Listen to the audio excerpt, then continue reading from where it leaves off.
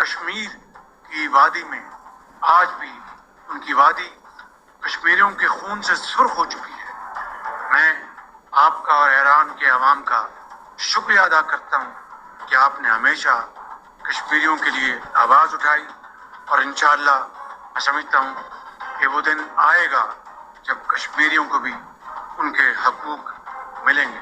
अच्छाई की तवक्को नहीं रखनी चाहिए, लेकिन जो कायद-ए-आज़म मोहम्मद अली जिन्ना ने हमें कहा कि हर किसी से अच्छी रिलेशन रखें, स्पेशली सुपर पावर्स और नेबर्स के साथ, तो वी डोंट वांट टू, हम ये नहीं कहते कि अच्छे, लेकिन हमारी बेसिक जो चीज़ है वो कश्मीर है उसके ऊपर, और सेकेंडली इनके इन रवैयों के वो हमें मोहतात तरीके से देखना होगा।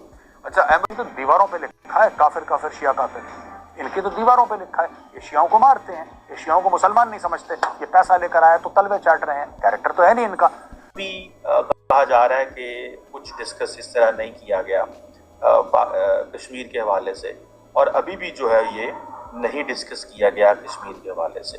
ईरानी जो लीडरशिप आई हुई है, इसकी क्या वजूहात हैं? ये जब पाकिस्तान ने कश्मीर का मुद्दा उठाया तो अब बारी आती है ईरान के राष्ट्रपति। ईरान के राष्ट्रपति ने ये कहा कि वो दोनों देशों के बीच के संबंध को मजबूत करना चाहते हैं, और इजराइल ने जो हमला किया है उसको लेकर उन्होंने बात की, और हमास को लेकर या फिर गाजा में जो हो रहा है उस पर उन्होंने बात की और इजराइल पर निशाना साधा। इजराइल की लड़ाई बढ़ती है, फैलती है, और डायरेक्टली वॉर हो जाता है दो कंट्रीज का, ईरान और इजराइल का। अगर हो जाता है तो ईरान की पीठ पे खंजर जो उतरेगा वो खंजर होगा पाकिस्तानी। ईरान जो है वो भारत के साथ भी काम कर रहा है, आपको पता है चाबहार पोर्ट के ऊपर जो है वो। हेलो फ्रेंड्स, एक नए वीडियो के साथ आपका बहुत बहुत स्वागत है। तो दोस्तों, पिछले दिनों आपने देखा कि किस तरीके से इजराइल और ईरान के बीच युद्ध शिफ्ट हो गया, और इसी युद्ध के बीच में ईरान के जो राष्ट्रपति है इब्राहिम रईसी, वो पाकिस्तान के 2 से 3 दिन के दौरे पे आया हुआ है। आपने देखा होगा कि किस तरीके से एक वीडियो सोशल मीडिया पे बहुत ही ज़्यादा वायरल हो रहा है, जिसमें पाकिस्तान का जो प्राइम मिनिस्टर है शहबाज शरीफ, वो अचानक से मंच पे खड़े होके कश्मीर में कत्लेआम हो रहा है, कश्मीरियों की बातें, गजा और फ़िलिस्तीन की बातें करने लगा कि किस तरीके से कत्लेआम हो रहा है। सारी चीज़ों को प्रोपेगेंडा आपको पता ही है कि पाकिस्तान के पास यही है। अब जो है जो फुटेज था वो ईरान के राष्ट्रपति की तरफ डाला गया कि वो कुछ अलग सा एक्सप्रेशन देंगे, मगर उनका एकदम ठंडा सा एक्सप्रेशन था, और जब उनको मंच पे बोलने का टाइम आया तो उन्होंने एक भी बार कश्मीर का नाम नहीं लिया। जी हाँ, एक भी बार। और ये वीडियो पाकिस्तान में बुरा खलबली मचा के रखा हुआ है कि आखिर जो रईसी हैं उन्होंने कश्मीर का क्यों नाम नहीं लिया, क्यों कश्मीर के मुद्दे पर उन्होंने जो है पाकिस्तान का साथ नहीं दिया। जैसे आपको पता ही है कि ईरान का और भारत का बहुत ही ज़्यादा स्ट्रैटेजिकल जो रिलेशन है और जो व्यापारिक संबंध है बहुत ही गहरे हैं और स्ट्रॉन्ग है। इसी पर जो है उन्होंने शायद ये चीज़ें न बताई हो या उन्होंने इंटरेस्ट नहीं लिया। हालांकि पूरी दुनिया कश्मीर के बारे में जान चुकी है कि किस तरीके से पाकिस्तान का दोगलापन हमेशा ही कश्मीर को लेकर सामने आता है। पाकिस्तानी बड़े खुश हो रहे हैं कि ईरान इन्वेस्ट करेगा पाकिस्तान के अंदर, कर भी सकता है, मैं मना नहीं कर रहा, हो भी सकता है इन्वेस्टमेंट। तो ये ईरान को पापा पापा कह के ईरान के पीछे पड़े हुआ है। तो पाकिस्तानियों को ये कहना चाहता हूँ, बेटा जिनको तुम पापा कहते हो ना, वो हमें पापा कहते हैं, तो हम हुए तुम्हारे बड़े पापा, समझे? भारत हुआ तुम्हारा बड़ा पापा। तो उस चक्कर में कि इब्राहिम रियासी आ गया है, अपनी वाइफ के साथ आया है, तो वो अलग अलग शहरों में जाएगा, लाहौर भी जाएगा, इधर भी जाएगा, उधर भी जाएगा, कराची भी जाएगा, हर जगह जाएगा, लेकिन वो इन्वेस्ट करेगा। ये अगर इन्वेस्ट करते हैं इसमें तो भाई पाकिस्तानी जाएंगे फंस बहुत बुरी तरीके से। लेकिन पाकिस्तान की मजबूरी है, क्योंकि पाकिस्तान को उकसा, इनके दिल में थोड़ा ईरान, इनके दिल में ईरान नहीं है, इनके दिल में एक्चुअली अमेरिका है, इनके दिल में चीन है, इनके दिल में यूरोप है। इन सब के जो बच्चे हैं वो तो विदेशों में, इनके कौन से बच्चे ईरान में रहते हैं आप ये बताइए। मैं, मुझे कोई दिक्कत नहीं है, मैं तो चाहता हूं कि 8-10 अरब डॉलर ईरान इन्वेस्ट कर दे पाकिस्तान में। ईरान पैसे डाल दे मोटे 8-10 अरब, मैं बता रहा हूं ईरान डालेगा पैसे पाकिस्तान के अंदर, 6 महीने के अंदर पाकिस्तान FATF की ब्लैक लिस्ट में चला जाएगा। मैं तो चाहता हूं, क्योंकि ईरान के कई सारे, ईरान के जितने भी ये आपके रिपब्लिकन गार्ड्स हैं और ये सब, इनमें कई लोगों को तो अमेरिका टेररिस्ट डिक्लेयर कर चुका है।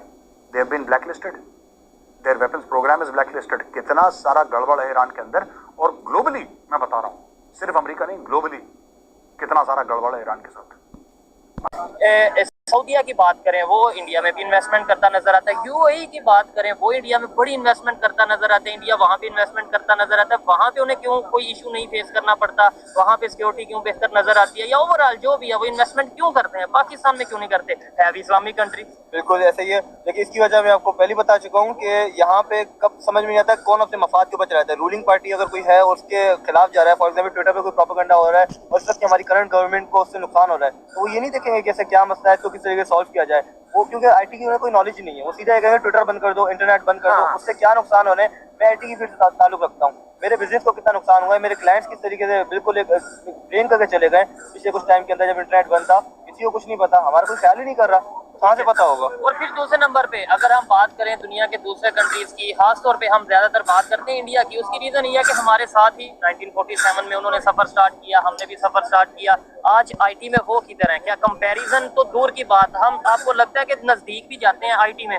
देखिए जितना पाकिस्तान में पोटेंशियल है और पिछले आप 2 साल के अंदर देखें, खासतौर पे कोविड के अंदर आईटी की सिचुएशन वाज़ेह हो गई, तो वर्ल्ड में अगर आप रेशियो देखें तो नंबर 1 पे आ रहा था यूएस फ्रीलांसर्स में, सेकंड पे आया था पाकिस्तान। हालांकि अच्छा। हमारी पॉपुलैरिटी कुछ नहीं है इनके सामने, बहुत कम है हमारी हमारी बिल्कुल जो आबादी उतनी नहीं है हमारी, लेकिन उसके बावजूद हम लोग बहुत क्यों, इसकी वजह यह है कि पाकिस्तान में लिटरेसी रेट ज्यादा है इंडिया के। अच्छा जी बिल्कुल नहीं, ऐसी है। उनका 70 से प्लस है और हमारा 50 के राउंड अबाउट है, जो मुझे पता है, शायद मैं गलत हूँ, लेकिन जो मैंने पढ़ा है इंडिया में लिटरेसी रेट जो है वो 70 प्लस है। वहाँ पे दूसरी तरह की डिग्रीज बहुत है, पाकिस्तान में आईटी की तरफ रुझान ज्यादा है, ठीक है। अगर लिटरेसी रेट में वहाँ ये देखे ना, आप बेशक आईटी के डिपार्टमेंट से, इसी फील्ड से बिलोंग करते हैं, लेकिन आईटी पूरी दुनिया, ये मैं आईटी का स्टूडेंट नहीं हूँ, लेकिन पूरी दुनिया ये कह रही है कि इंडिया आईटी में बहुत आगे चला गया। आप कह रहे हैं पाकिस्तान आईटी। मेरी बात कंप्लीट नहीं होनी थी आपने। अच्छा, बात मेरी है कि उस टाइम तक जो है ना ये बिल्कुल इस तरह की सिचुएशन थी, लेकिन उसके बाद जब लोगों ने देखा कि इसमें कुछ है नहीं, इंटरनेट का कुछ पता नहीं है, मोस्टली पाकिस्तान तक होता है ब्रेन ड्रेन हुआ है। उसके बाद पिछले 2 साल के अंदर जो ब्रेन ड्रेन हुआ है, हमारी वो रेशियो बिल्कुल नीचे आ गई है, जिसकी वजह से इंडिया ऊपर चला गया।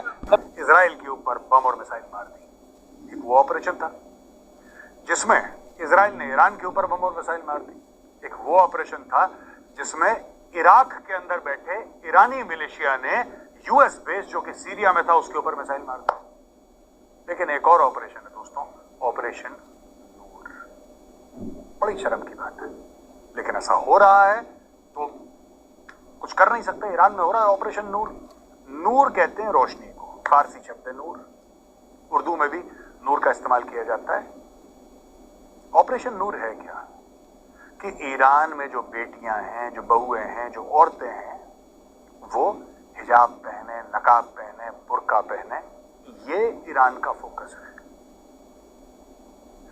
ये पता नहीं कौन सी शताब्दी में ईरान को ले जा चुके हैं और कितना पीछे कैलेंडर ये घुमाना चाहते हैं कि ईरान से कभी ये खबर नहीं आती कि ईरान ने ये साइंटिफिक अचीवमेंट करा, ईरान से कभी ये खबर नहीं आती कि ईरान ने ये सॉफ्टवेयर बनाया, ये वैक्सीन। ईरान से हर समय यही खबर आती है कि यार ऑपरेशन नूर लॉन्च कर दिया। आप देखना, जिस औरत ने हिजाब नहीं पहना ना, जिस औरत ने बुर्का नहीं पहना, अबाया नहीं पहना, उसकी शामत नहीं, उसकी टांगें तोड़ देंगे।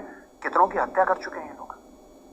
वहां पे मोरालिटी पुलिस है ईरान में, वो लाठी और कोड़े लेके, और स्टन गन्स होती है ना, जो स्टन होती है, जो जिसमें बिजली चलती है,